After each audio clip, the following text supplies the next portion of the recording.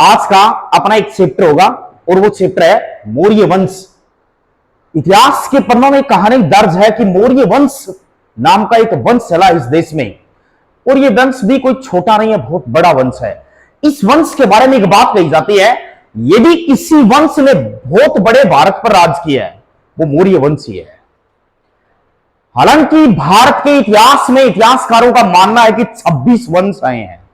कितने वंश आए हैं? 26 वंश आए हैं। मौर्य वंश भी उनमें एक वंश आया है। तो आइए हम इस वंश की एक शुरुआत करेंगे। आप सब जानते हैं किसी कवि ने बहुत ही बेहतर सुंदर तरीके से कुछ लाइनें व्यक्त की हैं। मैं उन लाइन्स के जरिए आपको इस चैप्टर की शुरुआत करने वाला हूं। हम सब अपने भविष्य और कैरियर निर्माण के लिए यहां पर आए हैं, और हर बच्चे का मकसद भी होता है कि वो अपने भविष्य का निर्माण करने के लिए वो इस स्थान को चयन करता है। तो एक कवि ने लिखा है बहुत ही सुंदर पंक्तियों में, संघर्षों के साए में हर पल आजादी पलती है। तो आज तक का इतिहास इस बात का गवाह है कि जिस जिस देश ने आजादी पाई है तो उसने संघर्ष किया है।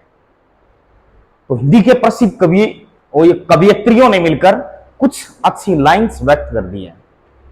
उन्होंने लिखा है, जो होना है वो होता है, ये पुरुषहीन कथन है। जो होना है वो होता है, ये पुरुषहीन कथन है। हम चाहेंगे वो होगा, इन्हीं शब्दों में जीवन है। संघर्षों के साए में हर पल आजादी पलती है। इतिहास उधर मुड़ जाता है जिस ओर मेहनत चलती है। तो हम जिस दिशा में मेहनत करेंगे इतिहास अपना उसी दिशा में बनेगा। आइए शुरुआत करते हैं मौर्य वंश के बारे में भारत के मानचित्र के साथ।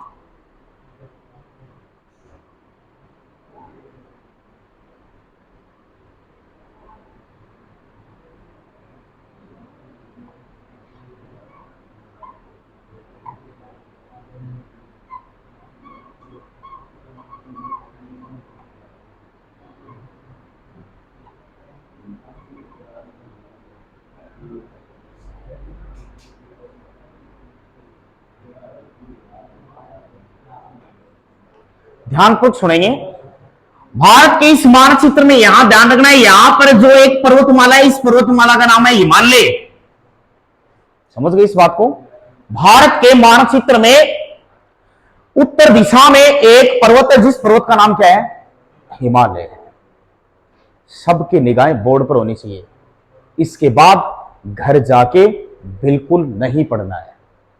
समझ में आ रही है? दोनों फैसले आपके साथ हैं। या तो घर जाके घंटों घंटों रट लीजिए, या फिर घर जाके बिल्कुल ही किताब नहीं उठानी है, तो फिर 25 मिनट यहां पर नजरें जमाए रखिए। उसके बाद दोबारा नौबत नहीं आएगी, ये मेरा अनुभव है। तो यहां पर निगाहें रखेंगे। इतिहास ये कहता है कि हिमालय के दक्षिण में एक जाति रहती थी,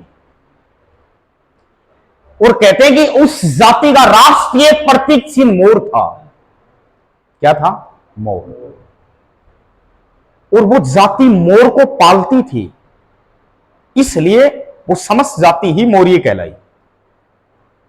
और इसी जाति में एक महिला थी, मुर्रा। मुर्रा नाम की महिला थी। उस महिला के एक पुत्र पैदा हुआ जिसका नाम चंद्रगुप्त मौर्य है। इतिहास से कहता है कि चंद्रगुप्त मौर्य सड़कों पर भिखारी की तरह घूम रहा था। एक शिकारी के पास था। एक शिकारी ने इसको खरीद लिया, और फिर इसी शिकारी से चाणक्य ने इसे खरीद लिया 1000 सोने की मुद्रा में। यानी चंद्रगुप्त मौर्य को खरीदा गया है, शिकारी से खरीदा गया है। 1000 स्वर्ण मुद्रा के साथ इसको खरीदा है।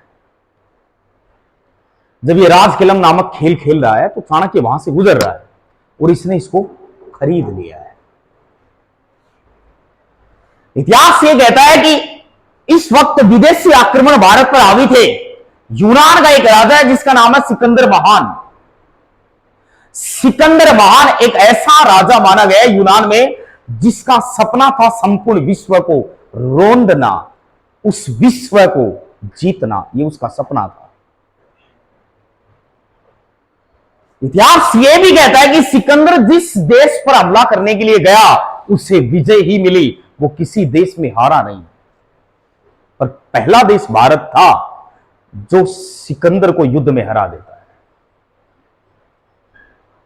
हालांकि यह बात सत्य है कि हाइडेस्पीज के युद्ध में सिकंदर की ही विजय हुई, पोरुस हार गया है, क्योंकि अपना इतिहास लिखने वाले कोई नहीं थे। इस वजह से भारत का इतिहास जिस तारीख से रजिस्टर्ड है वो कौन सी है? सिकंदर का आक्रमण 326 ईसा पूर्व। इतिहास के पन्ने ये भी कहते हैं कि चंद्रगुप्त मौर्य का साम्राज्य सबसे बड़े भारत का साम्राज्य था। वो पहला भारत का शक्तिशाली महान प्रतापी राजा था। मौर्य वंश में सबसे शक्तिशाली राजा चंद्रगुप्त मौर्य, और मौर्य वंश में सबसे सर्वश्रेष्ठ राजा सम्राट अशोक था। दो राजाओं के बारे में कहानी डिटेल से पढ़ ली आपने। चंद्रगुप्त मौर्य ने चाणक्य, कौटिल्य, विष्णुगुप्त, तीनों एक ही नाम है। चाणक्य का ही नाम क्या है? कौटिल्य।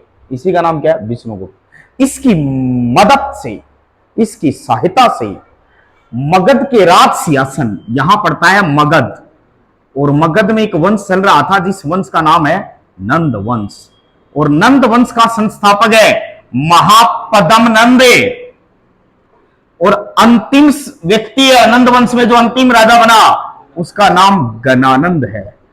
कहते हैं कि चंद्रगुप्त मौर्य ने गणानंद को मारकर नंद वंश को समाप्त कर दिया और यहीं पर अपना साम्राज्य स्थापित कर दिया, मौर्य वंश। चंद्रगुप्त मौर्य सबसे पहले जहां का राजा बना वो था मगध। मगध कहां का एरिया है? बिहार का। मगध की राजधानी पाटलिपुत्र थी, जिसको वर्तमान में पटना कहते हैं, जो बिहार की वर्तमान में क्या है? राजधानी है। चंद्रगुप्त मौर्य उस व्यक्ति का नाम है जिसने अंतरराष्ट्रीय महिला से विवाह किया, जो भारत का पहला अंतरराष्ट्रीय विवाह था। सेलुकस निकेटर की बेटी हेलेना के साथ चंद्रगुप्त मौर्य ने विवाह किया था। हालांकि इतिहास ये कहता है कि चंद्रगुप्त मौर्य की दो पत्नियां थी, एक भारतीय और एक विदेशी, क्योंकि चाणक्य ने दो बहुत मेजर शर्तें चंद्रगुप्त के सामने रख दी थी कि हेलेना एक विदेशी महिला है, उससे तू शादी तो कर ले और उसे भारत की संस्कृति का पालन करना होगा। हेलेना एक विदेशी महिला है, उसे भारत से कभी प्रेम नहीं हो सकता, इसलिए उसकी संतान कभी राजगद्दी पर नहीं बैठेगी। यहां तक हमने सब कुछ पढ़ लिया था। मैंने थोड़ा सा नई स्टूडेंट है उनके लिए पीछे से कुछ कहानी बताई है, अब सुनेंगे, यहां से थोड़ा स्पीड से सुनेंगे। हेलेना विदेशी महिला है, सेलुकस निकेटर की बेटी है, चंद्रगुप्त मौर्य की पत्नी है, विदेश से आने वाली पहली बहू। इतिहास ये कहता है हेलेना ही है जो चंद्रगुप्त मौर्य लेके आया था। लेकिन शर्त के मुताबिक चाणक्य ने कहा कि यह राज सिंहासन पर भी इसकी संतान नहीं बैठेगी। तो पहले इसकी शर्त को ठीक तरीके से एनालिसिस कर देता हूं, समझ लीजिए। कहते हैं कि जब मेगस्थनीज विवाह का नारियल प्रस्ताव लेकर आया था तो चंद्रगुप्त मौर्य के सामने वो बखान कर रहा है कि देख, हेलेना एक ऐसी महिला है, उसकी ऐसी आंखें हैं, ऐसे हाथ हैं, ऐसे बाल हैं, इतना सुंदर रूप है। यानी मेगस्थनीज जो सेलुकस का राजदूत है वो खूब प्रशंसा कर रहा है हेलेना की, सगाई से पहले की बात है।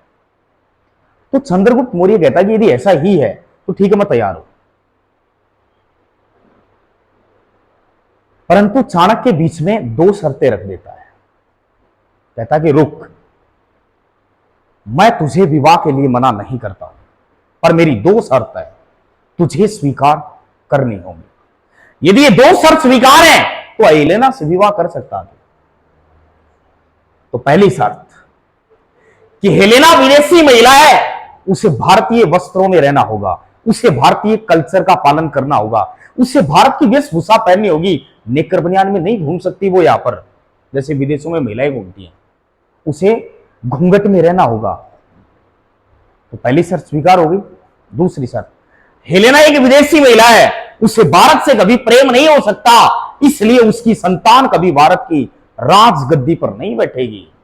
यानी चंद्रगुप्त मौर्य की मृत्यु के बाद राज सिंहासन पर हेलेना की संतान कभी नहीं बैठ सकती। मेगास्थनीज कहता कि मेरे स्वामी की ओर से मुझे दोनों शर्तें स्वीकार हैं। जब स्वीकार हो जाती हैं तो बारात चली जाती है, विवाह कर लिया जाता है। काबुल, कंधार, हेरात और मकरान नाम के 4 प्रदेश हैं, वो दहेज में मिल जाते हैं चंद्रगुप्त मौर्य को। अब एक भारतीय महिला के साथ चंद्रगुप्त मौर्य का विवाह हो गया। उस महिला का नाम दुर्धरा था। क्या नाम था? दुर्धरा। और इसके एक संतान हो गए। उस संतान का नाम क्या होगा? बिंदुसार। ध्यानपूर्वक सुनिए और समझिए। दुर्धरा भारतीय महिला है। शर्त के मुताबिक चंद्रगुप्त मौर्य को एक पत्नी भारत से भी लाकर दी थी चाणक्य ने। वो कौन थी? दुर्धरा। अब दुर्धरा को इसलिए लाया गया था कि इसके जो संतान होगी वो भारत की राजगद्दी पर बैठेगी। तो चंद्रगुप्त मौर्य के बारे में इतिहास ये कहता, वो अति सुंदर, शक्तिशाली, प्रतापी राजा था। तो इस सुंदरता को देखते हुए जंगल में कुछ 20 कन्याएं, महिलाएं हुआ करती थी कि कभी ना ढस ले चंद्रगुप्त मौर्य को। अगर ये ढस लेंगी तो ये जहरीले जीव जंतुओं से परिपूर्ण है, इसलिए इसकी मृत्यु हो सकती है। तो चंद्रगुप्त मौर्य को चाणक्य रोज एक गिलास पिलाता है, ऐसी जहरीले जीव जंतुओं से बचने के लिए, कैपेसिटी, इम्यूनिटी बढ़ाने के लिए। एक दिन वही गिलास पी लिया किसने? दुर्धरा ने। और दुर्धरा के गर्भ में संतान है 8 महीने की। चाणक्य दौड़कर पहुंचता है और दुर्धरा की डिलीवरी कर देता है। हालांकि वो इसको बचा नहीं पाता है, परंतु सिजेरियन डिलीवरी करता है। ये भारत की पहली सिजेरियन डिलीवरी है। आज तक कभी कोई सिजेरियन नहीं हुई थी। भारत की पहली सिजेरियन डिलीवरी को किसके हुई थी? दुर्धरा के। और भारत का पहला सिजेरियन ऑपरेशन से पैदा हुआ बालक वो कौन है? बिंदुसार। ये बात समझ में आ गई? हमें बिंदुसार को ही समझना है, क्योंकि चंद्रगुप्त मौर्य अंतिम समय में भद्रभाव से दीक्षा लेकर जैन धर्म अपनाता है। श्रवण बेलगोला कर्नाटक में 298 ईसा पूर्व में सलेखना विधि से तड़प कर प्राण त्याग देता है। चंद्रगुप्त मौर्य का बेटा कौन है? बिंदुसार है। कहते हैं कि जब शरीर में जहर फैल गया था तो इस व्यक्ति के चेहरे पर बहुत सारी बिंदुएं हो गई, इसलिए लोगों ने इसका नाम ही क्या रख दिया? बिंदुसार। यहां तक समझ में आ गया? कहानी विस्तार से। बिंदुसार पहला भारत का सिजेरियन बालक है। इससे पहले सिजेरियन डिलीवरी हिंदुस्तान में नहीं हुई थी। दूसरी बात, बिंदुसार का शासनकाल कैसा था? 298 ईसा पूर्व से 273 ईसा पूर्व तक इसने भारत के सिंहासन पर कितने साल राज किया? 298 से 273 ईसा पूर्व। समझ गई इस बात को? बिंदुसार अत्यधिक नशीले पदार्थों का सेवन करता था। मद्यपान निषेध, यानी नशीले पदार्थों का सर्वाधिक सेवन कौन करता था? बिंदुसार। हेलो, हाँ मीपाल, हाँ बगड़ हुमा आ रहे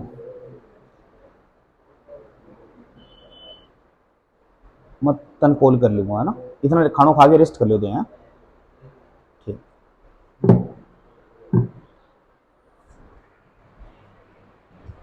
बिंदुसार के बारे में एक बात कही जाती है, अत्यधिक मद्यपान निषेध करने के कारण इसकी 16 पत्नियां थी। कितनी पत्नियां थी? 101 संतान थी इसके। कितने बेटे थे? 101। पत्नियां कितनी हैं? 16 पत्नियां। इतिहास ये कहता है कि बहुत बच्चे थे इसके। तो कुछ इतिहासकारों ने एक आइडिया दिया है कि 101 संतान का उल्लेख मिलता है। महाभारत का धृतराष्ट्र यदि भारतीय इतिहास में देखा जाए तो बिंदुसार ही है, क्योंकि धृतराष्ट्र की कितनी संतान थी? 100 संतान। कितनी संतान है? 100 संतान। ध्यान से सुनिए, कहानी को विस्तार से समझिए। हम जानते हैं कि महाभारत का जो युद्ध हुआ है ये कौरव और पांडवों के बीच, अपने परिवार के भाइयों के बीच हुआ है। कौरवों के भाई पांडव थे और पांडवों के भाई कौरव थे। महाभारत इसलिए हुई है क्योंकि धर्म की विजय ही घोषित किया गया है उसमें। अंत तक किसकी विजय होती है? धर्म की विजय होती है। दुर्योधन ने यहां तक कह दिया था कि पांडवों को मैं उतनी जगह भी नहीं दे सकता जितनी धरती पर सुई की नोक टिकती है। इसीलिए महाभारत लड़ा गया। पांडवों ने युद्ध लड़ा धर्म की रक्षा के लिए, कौरवों ने युद्ध लड़ा धन की रक्षा के लिए। और धर्म की विजय होती है। रिजल्ट भी यही आया था कि अंत तक कौन विजय हुए थे? पांडव विजय हुए। धृतराष्ट्र के 100 संतान है, एक भी नहीं बचा, सभी मर गए।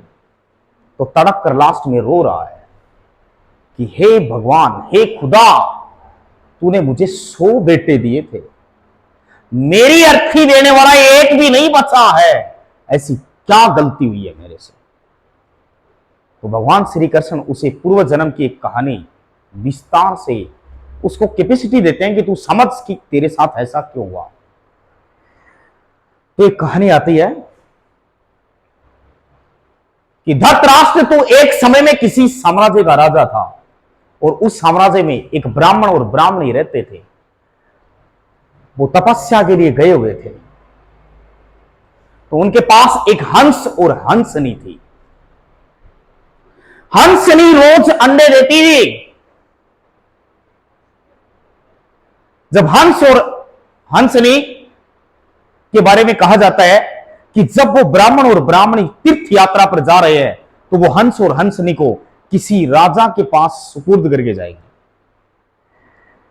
तो वो ब्राह्मण ब्राह्मणी ने क्या किया, उस हंस और हंसनी को आपको देकर चले गए थे कि जब तक हम वापस नहीं आए तब तक आप इनकी रक्षा करना। और एक राजा का कर्तव्य है कि वो रक्षा करे।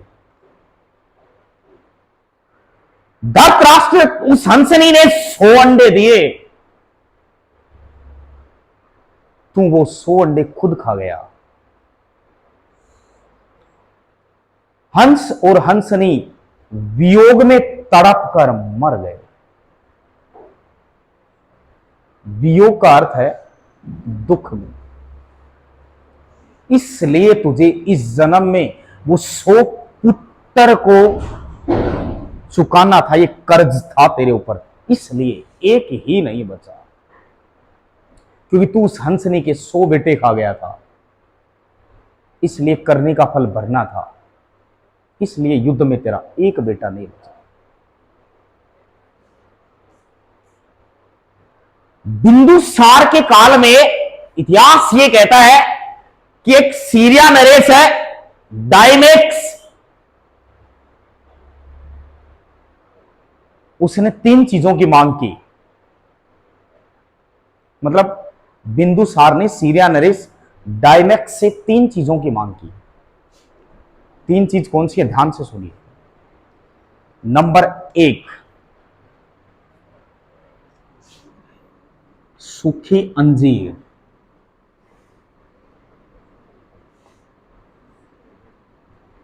मीठी शराब। सूखी अंजीर, मीठी शराब। दार्शनिक। सीरिया नरेश ने 2 शर्तें स्वीकार कर ली कि हम सूखी अंजीर भेज देंगे। बिंदुसार, हम एक सूखी अंजीर भेज देंगे और मीठी शराब भेज देंगे, पर हम दार्शनिक नहीं बेच सकते, क्योंकि यूनान में दार्शनिक बेचना कानूनी अपराध है। कहते हैं कि अत्यधिक शराब की वजह से ही बिंदुसार आजीविक संप्रदाय की स्थापना करता है और अंततः इसकी मृत्यु हो जाती है। बहुत अधिक नशीले पदार्थों का सेवन करता, इसलिए ये मर जाता है 273 ईसा पूर्व। कौन से संप्रदाय की स्थापना की इसने? आजीवक। कौन सा संप्रदाय चलाया था इसने? बिंदुसार के काल में सम्राट अशोक है, वो अवंती का गवर्नर है, उज्जैन का गवर्नर है। तक्षशिला में 2 विद्रोह हुए हैं बिंदुसार के काल में। एक विद्रोह को दबाने के लिए सम्राट अशोक को भेजा गया था, अशोक ने बखूबी से इस विद्रोह को दबाया था। तो कहते हैं कि अशोक इब्बल आदमी था। चाणक्य बिंदुसार का भी प्रधानमंत्री ही था, लेकिन बाद में ये अलग बात है कि बिंदुसार ने मारपीट के लात से भगा दिया था चाणक्य को और नए प्रधानमंत्री नियुक्त कर लिए थे। यदि इतिहास ये कहे कि चाणक्य की दुर्गति जो हुई है वो बिंदुसार के काल में हुई है, परंतु सम्राट अशोक ने आकर आगे मौर्य वंश को बहुत समृद्ध तरीके से चलाया है, जिसको आगे पढ़ेंगे। चलो लिखो अब चिन्हू।